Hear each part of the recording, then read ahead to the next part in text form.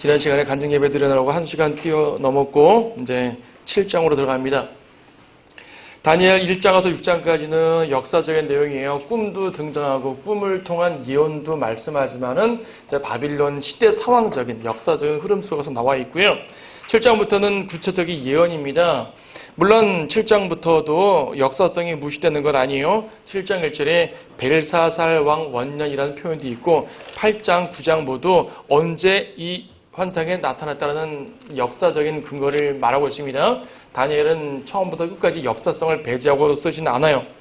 근데 7장부터를 좀 더 특별하게 예언적인 부분으로 묶는 것은 뭐냐면 앞에서는 다니엘에게 내리는 환상이 아니었죠. 이방 왕에게 내리는 환상을 다니엘이 해석을 해준 것이었어요.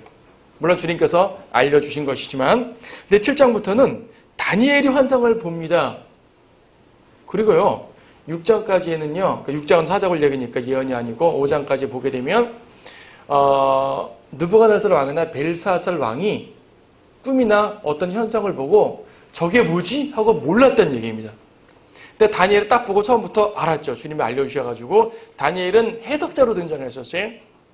근데 7장부터 보게 되면 오히려 다니엘이 몰라요. 어떤 환상을 보고 이게 무슨 환상이지라고 몰라 합니다. 그리고 하나님께서 뒤에도 보겠지만 이제 천사를 통해 가지고 해석을 해주시는 거예요. 다니엘도 해석을 받아야 되는 거죠. 다니엘이 직접 환상을 봅니다. 봐요. 여기서부터 나온 환상은요, 우리가 이제 다니엘서 읽은 사람들은 다 알지만 좀 상징적인 내용들이 많잖아요. 이 사자가 나오고, 뭐 곰이 나오고, 독수리의 날개도 나오고, 무시무시한 짐승도 나오고, 또 8장 가면 순념소, 순양도 나오고, 또 이 각각의 짐승들이 어떤 왕국을 지칭하고 있고 이 왕국들이 과거의 역사 속에서 어떻게 성취가 되었는지 또 미래에 어떻게 될 것인지 이런 복잡한 예언의 해석이 나옵니다. 근데 사람들은요 이 예언의 해석 자체에 초점 맞추거든요. 근데 왜 하나님께서 다니엘 7장 이후에 이러한 환상과 예언을 주셨는지 그 이유를 알아야 돼요. 이유가 무엇이냐면 우리가 보겠지만 세상에 엄청난 환란이 있게 됩니다. 그리고 그 모든 환란은 세상 자체에 내리지만 1차적으로 이스라엘에게 집중되게 되어 있습니다. 7장에서는 전체적인 흐름을 보지만 8장에 가서는 이스라엘의 환상이 좀 이렇게 이 고난이 집중되는 모습을 보게 돼요. 11장 가면 더합니다.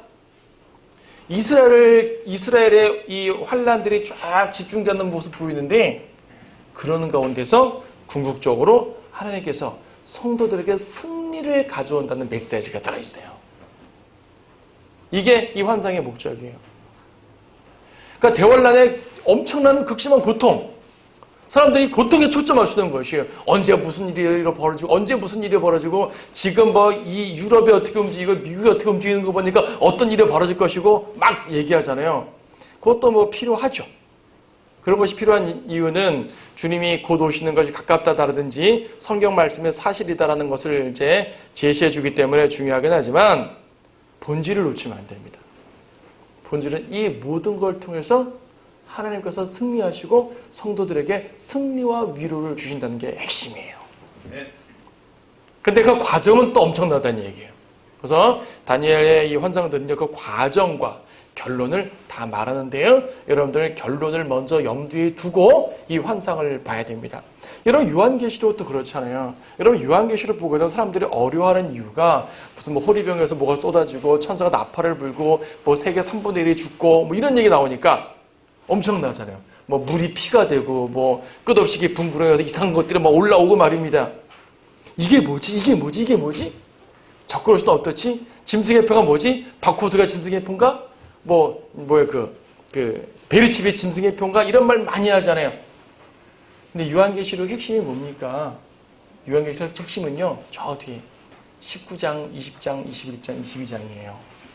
주님의 재림, 사탄의 멸망, 그분의 왕국, 영원한 왕국, 그 가운데 성도들이 어떻게 보상을 받는 것인가, 성도들이 주님과 함께 어떻게 통치하는 것인가. 그래서 19장 이후를 보게 되면 희망이 넘쳐나는데 18장까지는 막 무서운 거예요. 특히 16장까지만 무서운 거죠. 이상한 짐승들이 막 나오니까. 이게 무서워서 계시록을 덮어버리는 거예요. 이게 해석이 안 되니까 사람들이 계시록 강의를 안 하는 거예요. 또 이 부분에 막 집중하다 보니까 이단들이 막 나오는 거야. 이단들. 사이비가 나오는 거죠. 또 그걸 가지고 이렇게 환란이 있으니까 여러분 교회도 돈 내라 라는 정말 이상한 사이비도 막 나오게 되는 거죠. 핵심이 뭐라고요? 성도들의 승리. 성도들의 승리되 그냥 성도들의 승리가 아닙니다. 주님의 승리로 인한 성도들의 승리. 주님의 재림으로 인한 성도들의 승리. 이것이 펼쳐질 텐데 펼쳐지는 과정을 또 말씀하지 않을 수가 없으니까 환란 얘기를 하는 것이고 역사적 상황을 말하는 것이에요. 그러니까 결론을 알지 못하고 그냥 무턱대고 내용을 들어가게 되면 사자가 뭐고 곰이 뭐고 이게 뭐가 중요한데, 그러니까 그런 것만 집중하지 말라는 얘기입니다.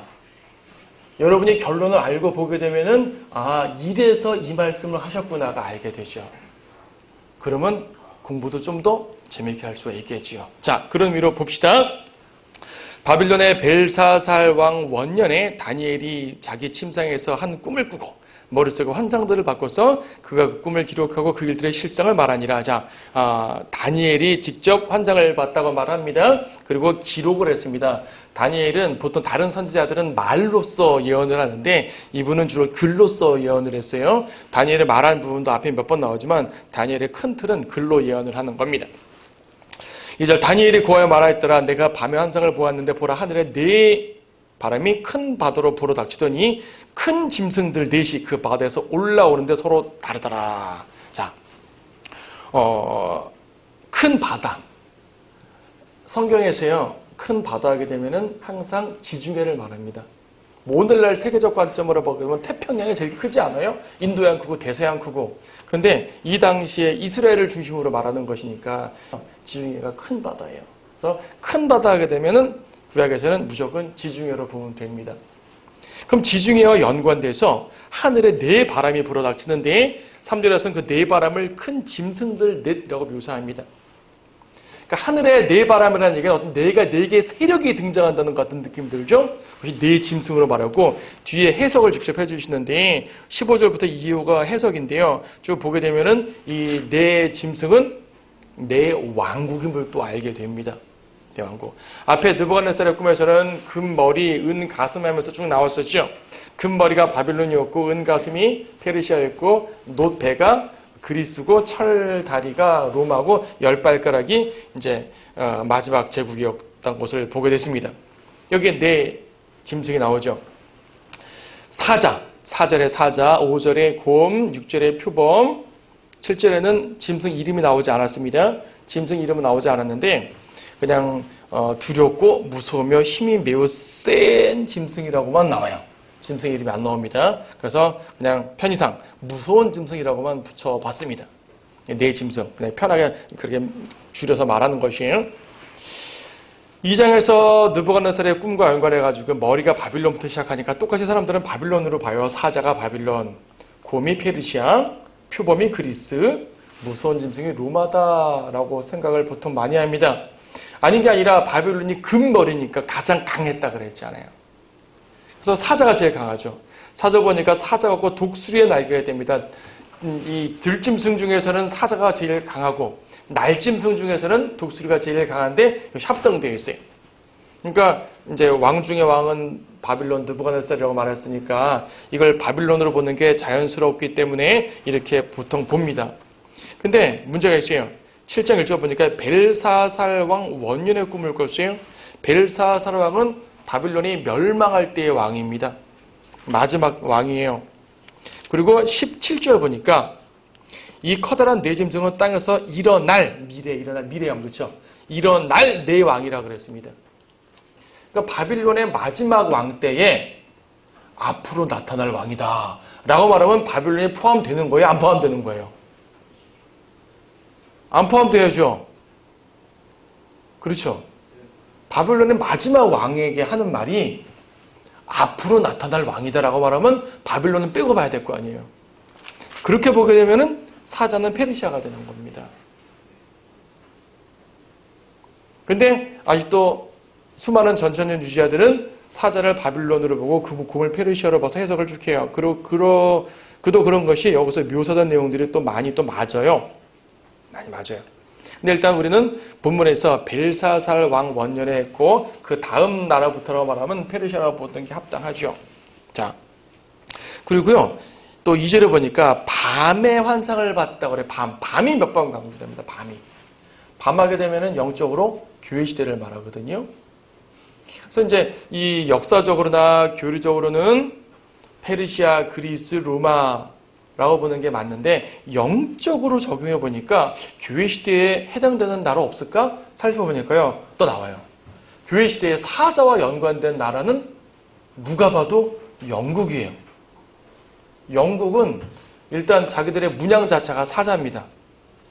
그리고 영국을 사자라고 보는 것은 모든 사람들한테 성경 지식 없이 자 세상 나라 중에서 사자라 묘사할 수 있는 나라는 뭘까 하면 대부분 영국이란 말이에요. 그게 자연스러운 매체예요. 그냥. 곰은 뭐겠어요? 곰은 러시아 딱 맞죠? 굳이 설명 안 해도 딱 맞아요. 곰 러시아 그렇죠? 그리고 표범은 미국과 연관된다고 그러죠. 그도 그럴 것이죠. 여러분 표범 어떻게 생겼습니까? 표범이 일단 털이 누리끼리 해요. 그리고 털에 검은 점들이 박혀 있잖아요. 배는 하얗고. 그럼 누리끼리 한 것은 황인종, 검은 건 흑인종, 하얀 건 백인종. 그래서 미국은 혼합되어 있죠. 뭐 지금쯤 되면 어느 나라도 다 혼합되지만 주로 가장 혼합이 잘 된 나라가 미국 아니겠어요, 그렇죠? 그래서 이제 미국으로 볼 수가 있습니다. 자, 뭐 각 이 동물들이 왜 이것이 페르시아인지 왜 그리스인지 하는 내용들은 우리가 간단하게 보면 됩니다. 그래서 역사적으로 페르시아, 그리스, 로마 나오면 마지막 무서운 짐승은 마지막 적그리스도 왕국을 말하는 것이고 교회 시대로 보더라도 영국, 러시아, 미국 하면 적그리스도 왕국으로 마지막 귀착되는 것이고요. 적그리스도 왕국의 구체적으로 어떤 나라입니까? 프랑스입니까? 독일입니까? 그런 것 따지지 말고요. 마지막에 어떤 세력을 형성하는 연합 집단들 2장에서는 10개의 발가락으로 묘사된 그 마지막 10개의 발가락으로 묘사된 마지막 이 왕국들을 말합니다. 저거 이제 그 사절에 사자가 있었죠. 사자를 페르시아라고 본다면 페르시아의 특징 중 하나가 유대인들을 자기 땅으로 돌려보냈어요. 바빌론은 유대인들을 사로잡아갖고 페르시아는 유대인들을 자기 땅으로 보냈습니다. 영국이 또 유대인들을 자기 땅으로 보냈잖아요. 2차 대전 끝에 물론 다른 연합국들이 같이 했지만 주로 영국에 있습니다. 영국이 이스라엘을 독립시킨 나라예요. 연관 되죠. 자, 곰표 나왔습니다. 자, 마지막 짐승에 집중합시다. 사실 이 사자가 뭐고 곰이 뭐고 표범이 뭐고는 엄밀히 말해 그렇게 중요하지 않아요. 사자를 페르시아로 보건 바빌론으로 보건 이 전체 예언은 틀어지질 않아요. 그래서 예언의 학자들은 서로 틀릴 수가 있습니다. 자, 예언을 해석할 때요. 절대 틀려서 안 되는 예언이 있고요. 부분적으로 이 정도 틀려도 큰 틀에 무리가 없는 것들이 있죠. 예를 들어가지고 예수님이 재림하셔서 천인왕국을 이룬다. 이거는 절대 틀리면 안 되는 예언이에요. 이걸 보고 천인왕국 끝난 다음에 주님 오신다. 이렇게 볼 수도 있어. 라고 말하면 안 되죠. 이건 해석상 차이가 아니라 틀린 해석, 올바른 해석입니다. 근데 여기 사자가 페르시아니 바빌론이 이런 것들은 엄밀히 말해서 크게 중요하지 사실 않아요. 중요한 건 뭡니까? 마지막 왕국입니다. 7절부터 나오죠. 2일 후에 내가 밤의 환상들을 보았고 넷째 짐승을 보았는데 두렵고 무서우며 힘이 매우 세고 또 철로 된 큰 이빨을 가졌더라. 그 짐승이 먹고 산산이 부수며 나머지는 발로 밟더라. 그 짐승은 먼저 있었던 모든 짐승들과 다르며 또 그 짐승은 10뿔을 가졌더라 그랬습니다. 자, 봐요. 철 이빨이고요. 산산이 부수입니다. 산산이 부수는 왕국. 그래서 이 왕국은 폭력적인 왕국이에요. 마지막 때의 세계의 제국은 상당히 무서울 겁니다. 겉으로는 평화를 가장하겠지만 사실은 엄청난 군사력으로 사람들을 이제 괴롭히는 그러한 나라가 될 겁니다. 그리고 앞에 있는 짐승과 다르다 그러잖아요. 7절 끝에 그 짐승은 먼저 있었던 모든 짐승들과 다르다. 먼저 있었던 짐승과 다르다는 얘기는 아예 별도란 말이 아니라 앞에 있는 짐승들의 유가 되지 못할 정도로 무섭다는 얘기예요. 어느 정도 무섭냐면 세 개의 모습을 합친 것처럼.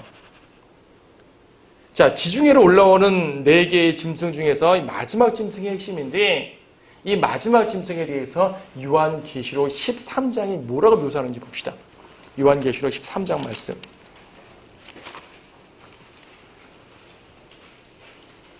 (13장) 1절 2절 보게 되면요, 내가 바닷가 모래 위에 서서 보니 한 짐승이 바다에서 올라옵니다. 자, 바다, 어느 바다라고요? 지중해. 자, 바다에서 올라오죠. 근데 다니엘은 네 짐승이라고 말했고 계시록은 한 짐승을 말했습니다. 왜 그러죠? 다니엘을 본 거는 아주 역사 속에 이루어지는 왕국들입니다. 그리고 마지막 짐승만 대환란 때 등장하는 거예요. 근데 계시록은 대환란을 보여주는 책이잖아요. 대환란은 페르시아 시대, 그리스 시대를 보여주지 않습니다. 대환란만 보여줍니다. 그러니까 다니엘은 마지막 짐승만 묘사하는 겁니다. 서로 모순이 아니죠. 초점이 거기 있다는 얘기입니다. 2절 보니까 또 내가 본 그 짐승은 생김새가, 이 짐승은 어쩌냐면 표범과 같고 발은 곰의 발 같고 입은 사자의 입 같답니다. 자, 표범, 곰, 사자. 이거는 다니엘이 본 새 짐승이었잖아요. 근데 계시록에서는 요한은 이 새 짐승을 한 짐승으로 집약시킵니다. 다시 말해 다니엘이 본 4개의 짐승 중에서 마지막 짐승은요, 앞에 있는 모든 짐승들을 집약시킬 만큼 엄청 무서운 짐승인데, 거꾸로 말하면 앞에 있는 짐승들은 마지막 짐승의 예표다. 바빌론도 페르시아도 그리스도 로마도 적그리스도 왕국의 예표다가 말이에요. 자, 왜 예표인지는 앞으로 쭉 보게 됩니다. 그렇죠. 그러니까 폭력적이고 세계 정복을 이룰 것입니다. 또 새 짐승의 혼합체입니다. 자, 표범의 모양, 곰의 발, 사자의 입. 자, 사자를 아까 페르시아나 바빌론이라 그랬습니다. 페르시아 전제 군주제죠. 전제 군주제. 아주 무서운 군주제입니다. 그리고 표범과 같다 그랬으니까 표범은 혼합적이라는 말입니다. 혼합적. 표범은 혼합적이라고 그랬잖아요. 새 인종이 혼합적인 거. 그래서 마지막 대환란 때의 왕국은 무서우면서도 혼합적인 왕국이다. 그리고 이제 엄청 폭력적이고요. 또 유럽을 상징한다고 말한다면 카톨릭이라고 말할 수 있어요. 카톨릭. 또 이것이 이제 이 영적으로 영국, 러시아, 미국과 연관해서 본다면 미국은 혼합적인 왕국이고요. 러시아는 사회주의적인 왕국이고요. 영국은 영어에 대한 대표죠. 사자의 입, 그러니까 이제 영국의 입. 그 마지막 때의 언어는 주로 영어가 중심될 거라는 예언도 되기도 하겠죠. 역시 유럽과 연관해서 카톨릭입니다. 유럽은 개신교도 있고 심지어 무슬림도 있지만은 유럽의 기본적인 종교는 카톨릭입니다. 지난번에 프랑스 노트르담 대성당이 그 첨탑 하나가 화재가 나서 쓰러졌을 때 사람들의 반응이 뭐였습니까? 아, 우리의 문화재 하나가 망가졌네가 아니라 유럽이 무너졌네였었습니다. 우리나라 숭례문 탔을 때는 대한의 얼이 탔다라고 말했는데, 이 노트르담 성당의 첨탑에 탔을 때는 유럽이 탔다라고 말합니다. 사람들이. 유럽과 카톨릭은 거의 일치돼서 설명이 되거든요. 자, 이런 모든 걸 봤을 때 마지막 때의 모습이 어떨지 대략 우리는 이제 판단할 수가 있겠죠. 그래서 7절의 내용은요, 마지막 왕국을 말하는 것이고 그 중에서 10뿔이 있습니다. 8절 보니까 내가 그 뿔들을 살펴보았더니 보라, 그것들 가운데 또 다른 작은 뿔이 나와요. 10뿔 중에 하나에서 작은 뿔이 나와요. 이 작은 뿔 하나가 앞에 뿔 3개를 또 없애버려요. 뿌리치 뽑아버려요. 이 뿔에는 사람의 눈 같은 눈이 있고 또 큰 일들을 말하는 입이 있더라. 뿔에 눈이 있고 입이 있다는 얘기는 사람이라는 말입니다. 사람을 뿔로 묘사한 거죠. 그러니까 이 7절에서는 적그리스도 왕국 자체를 말한다면 8절은 적그리스도 그 개인에게 초점 맞춰져 있습니다. 10뿔이라는 얘기는 10발가락처럼 10개의 왕국이 연합했다는 것을 보여주는데, 이건 대환란 때 얘기예요. 이걸 역사적으로 적용해도 안 풀려요. 과거에 로마가 10명의 왕이 뭐지? 막 복잡하게 생각하는데 그렇게 볼 거 없습니다. 대환란 때. 대환란 때 어떻게 구성될지 모르지만 10개의 대표적인 왕들이 나올 것입니다. 그런데 적그리스도 딱 등장할 거예요. 적그리스도가 그 앞에 왕 중에 3명을 어떻게든지 간에 없앨 것입니다. 왜 그런지 모르겠어요. 없애요. 그러면 7개가 되겠죠. 그래서 계시록에는 7머리와 그러니까 7머리가 또 나옵니다. 짐승에게 있어서. 그래서 7이기도 하고 10이기도 하는 하여튼 복잡한 미묘한 대환란 때의 무서운 왕국과 적그리스도의 모습이 등장합니다. 근데요, 이 왕이 하는 모습을 보십시오. 8절에 보니까 큰 일들을 말한다 그래요. 큰 일들을 말한다. 이 큰 일들을 말하는 것을 25절에 보니까요. 그가 지극히 높으신 분을 대항하여 큰 말을 한다. 지극히 높으신 분을 대항하여 큰 말을 합니다. 그럼 뭐죠? 하나님을 모독하는 말이죠. 그렇지 않습니까? 모독하는 말입니다. 이것을 계시록 13장에서는요. 좀 아까 계시록 봤었죠. 계시록 13장 1절에서 1절 뒷부분에서 말입니다. 그 뿔들에는 10개의 왕관이 있고 그 머리들에는 하나님을 모독하는 이름이 있더라. 하나님을 모독하는 이름. 그러니까 지금 계시록 13장에서 말하는 짐승과 다니엘 8장에서 말하는 7장에서 말하는 마지막 짐승은 같은 존재고요. 이 같은 존재가 곧 적그리스도를 말하는 것입니다. 자, 그래서 다니엘은 드디어 처음으로 적그리스도를 묘사해요. 그래서 엄밀히 말해 요한계시록에는 적그리스도라는 단어가 없습니다. 짐승이라고 했죠. 짐승. 우리는 그를 적그리스도라고 표현하는 것뿐이고요. 자, 짐승. 그래서 다니엘에서도 계속적으로 짐승이라고 말하는 것 같아요. 다시 다니엘로 돌아와서 21절에 보니까 내가 보니 이 뿔이 성도들과 싸워 그들을 이기더라 그래요. 아까 제가 서두에서 말씀드렸죠. 다니엘서는 성도들의 승리를 말하는 거 아닙니까? 예, 성도들은 궁극적으로 승리하겠고 궁극적 승리 전까지는 성도들이 패하는 것처럼 보여요. 이 적그리스도가 성도들 대항해 싸워 이긴다는 얘기죠. 여기서 성도들은 누구를 말할까요? 교리적으로 환난 성도를 말합니다. 환난 때의 이야기입니다. 환난 때의 예언입니다. 적그리스도가 환난 성도들을 박해합니다. 이 환난 성도들은 대부분 유대인들의 핵심입니다. 이방인들도 뭐 휴거되지 못하고 남아있는 사람 중에서 그때 가서 부랴부랴 믿어서 구원받은 사람들이 있습니다. 교회 시대에 구원받은 성도들은 여기에 들어가지 않아요. 그 전에 휴거되니까. 그렇잖아요. 그 환난 성도는 뭐예요? 휴거되지 못하고 남아있는 사람들입니다. 어떤 분들이 이걸 오해해가지고 지금 구원은 받았으나 특별한 사명에 의해서 환난 때 남게 된다라고 생각하는 사람이 있지만 그거는 새빨간 거짓말이고요. 환난 때 남았다는 것 자체가 구원받지 못했다는 얘기예요. 구원받았으면 거기 남아있을 이유가 없죠. 올라가죠. 네. 여러분들은 거기 남아있을 이유가 없습니다. 유대인들도 지금 유대인들이 하나님의 백성이다. 여러분 지금 유대인 하나님의 백성 막 궁극적으로는 하나님의 백성, 예언적으로 하나님의 백성이지만 현실적으로 그들 개개인들이 하나님의 백성 아니에요. 그들 중에서 지금 우리와 동일하게 예수님을 자기들의 구주로 믿는 유대인들이 있어요. 자기들 말로 메시아닉 주라 그래요. 메시아 믿는 유대인.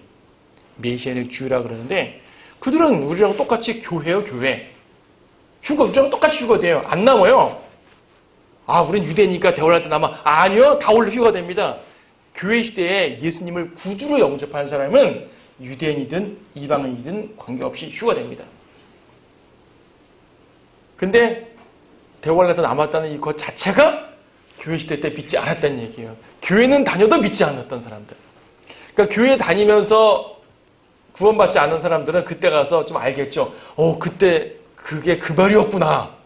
그렇죠. 그게 그 말이었구나. 그래도 좀 이렇게 성경을 제대로 배웠던 사람은 그게 그 말인지 알지만 아예 성경 못 배운 사람들은 뭔 말인지도 모르겠죠. 유대인들은 비록 지금은 예수님 믿지 않지만 대원할 때 가서야 드디어 그 당시에 또 전파되는 선지자들이 있거든요. 그들을 통해 예수님을 알게 되고 믿게 되고 구원을 받아요. 근데 차이가 있죠. 지금은 구원받고 나서 죄를 지어도 주님께 징계는 받을지언정 구원을 잃어버리지는 않잖아요. 죽으면 하늘나라 간다는 얘기예요. 주님 없이 휴거된다는 얘기예요. 근데 대원할 때는 구원받았어도 구원을 잃어버릴 수가 있습니다. 어떻게 그럴 수가 있습니까? 하나님 무자비하십니다. 아니요. 자비하신 거죠. 주님께서는 교회 시대 때 다 휴거 끝내고 다 죽여도 관계없어요. 그냥 그들에게 한 번 더 기회를 주시는 거잖아요. 얼마나 자비하셔요. 근데 교회 시대와 똑같을 수는 없는 겁니다. 그래서 대환란 때의 교리는 교회 시대의 교리와 많이 다르죠. 그건 대환란 때 이야기입니다. 그래서 대환란 때는 다시 유대인들이 하나님의 백성 중심으로 돌아와서 하나님께서 그들을 이끄실 것이. 이방인들도 좀 있겠지만 핵심은 유대인들. 그래서 여기서 성도들과 싸운다는 말은 교리적으로 1차적으로는 적그리스도가 유대인들을 공격한다는 말로 보면 됩니다. 영적으로 적용해서요. 지금 시대에 적그리스도와 마귀나 그 존재가 그 존재니까 대환란 때 구체적으로 등장해서 그렇지 그 영적으로는 같은 존재잖아요. 그래서 지금 마귀가 성도들을 대적한다는 걸로 영적인 적용은 해도 돼요. 궁극적으로는 성도들이 승리하겠고 지금은 고난받는 모습. 그래서 21절에 있는 것처럼 이 성도들과 싸우고 그 작은 뿌리 말입니다. 적그리스도가 말입니다. 성도들과 싸운다. 대환란 성도를 괴롭힌다. 이런 모습 보는 거죠. 25절 보면은요. 그가 지극히 높으신 분을 대항하여 큰 말을 하며 또 지극히 높으신 분의 성도들을 지치게 할 것이요. 지치게 한다. 힘들게 한다. 괴롭게 한단 말이죠. 그러니까 하나님을 대적하고 성도들을 대적하고 때와 법을 변경을 시키고 근데 그의 손에 주어져서 한 때와 두 때와 반 때를 지나리라. 우리가 때란 말 봤죠? 우리가 사장에서 느부갓네살이 7때를 소처럼 풀먹고 지낸다. 7때, 때, 타임. 때가 뭐라 그랬습니까? 다는 1년을 말한다 그랬어요. 7때는 7년. 7년 대환란. 근데 이거는 한 때와 두 때와 반 때는 뭐예요? 한 때 1년, 두 때 2년, 반 때 반년. 합치면 3년 반. 대환란 7년 아니에요? 3년 반을 말하죠? 7년 중에 3년 반, 3년 반으로 나뉩니다. 자, 이 부분은 9장에서 아주 자세히 나옵니다. 9장에서 자세히 나오는데 일단 결과적으로 전 3년 반, 후 3년 반 나눌 때 전 3년 반은 극심한 박해가 아닙니다. 일종의 적그리스도가 이제 회유를 하는 기간이기 때문에 그때도 탄압은 있겠지만 아주 심하지 않아요. 후 3년 반이 엄청난 고난입니다. 그래서 후 3년 반을 말해요. 그래서 계시록에서는 한 때와 두 때와 반 때를 42개월 혹은 1260일로 말합니다. 42개월은 30일 체제로 보면 1260일이에요. 성경에서 한 달은 31일이 앞서요. 다 30일로 계산됩니다. 30일로. 그래서 이제 한 때와 두 때와 반 때, 3년 반, 42개월, 1260일 다 같은 개념인 걸 인식하시면 돼요. 대환란 때를 말합니다. 후 3년 반. 자, 이게 지금 적그리스도 활동이에요. 말씀드렸듯이 이 모든 상황을 보니까 적그리스도가 성도들을 괴롭히는 데 초점이 맞춰져 있죠. 자, 환상이 두 번째로 넘어갑니다. 지금 7장에서 지금 8절까지 봤잖아요. 뒤에는 해석이었고 9절부터는 또 다른 환상이에요. 근데 아주 동떨어진 환상은 아닌데 연결되지만은 다른 환상이에요. 내가 보았더니 보좌들이 넘어져 있다. 보좌들.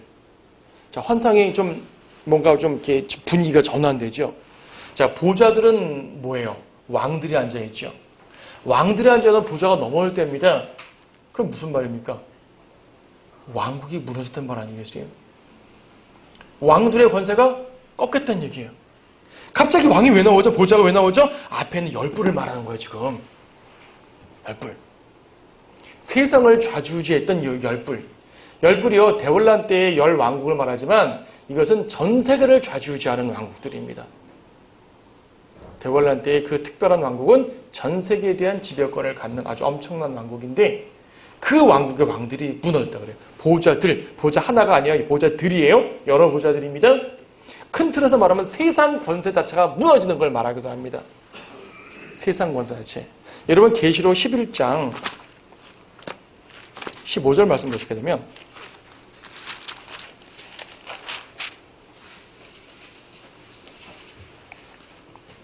계시록 11장 15절 보게 되면요.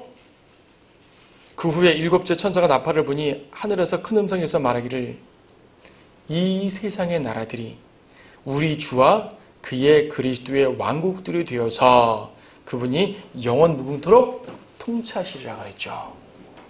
세상 왕국들이 주님의 왕국이 되는 거예요. 이건 무슨 말입니까?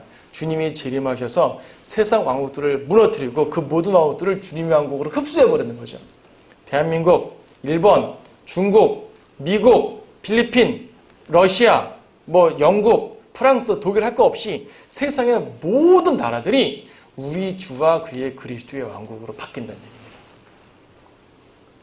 그러려면은 그 왕국들의 권좌들이 있을 거 아니겠어요? 청와대 권좌, 백악관 권좌 다 무너지는 것입니다. 무너지고 우리 주님이 모든 나라의 왕이 돼요. 그리고 그 나라들을 누구에게 나눠주실까요? 여러분에게 나눠주십니다. 아멘. 그렇다고 미국 통째로 갖고 이런 것이 아니고요. 누가복음 19장을 보게 되면 이제 10성읍 다스릴 권세, 5성읍 다스릴 권세 이런 식으로 여러분의 행위에 따라서 주십니다.